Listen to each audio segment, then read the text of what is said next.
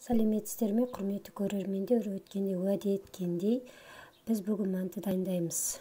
Ол үшін алдымен 1 килограмм ұн, 1 килограмм ет, 1 пияз, 1 сәбіз, қалауыңызға қарай тұз, бұрыш қоссаңыз болады.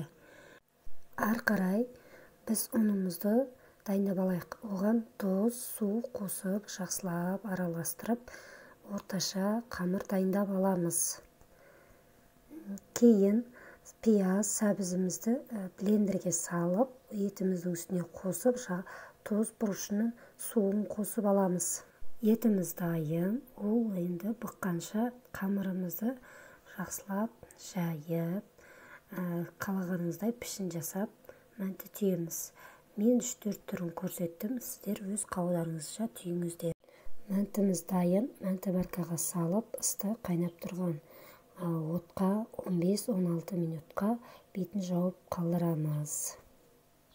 Мінекей біздің керемет, сочный, жұмсақ, жабыспайтын мәнтіміз дайын болды. Сіздер де жасап көріңіздер, және менің каналыма тіркеуді ұмытпаңыздар.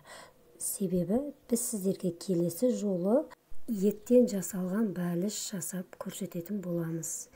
Ендеше сау болыңыздар.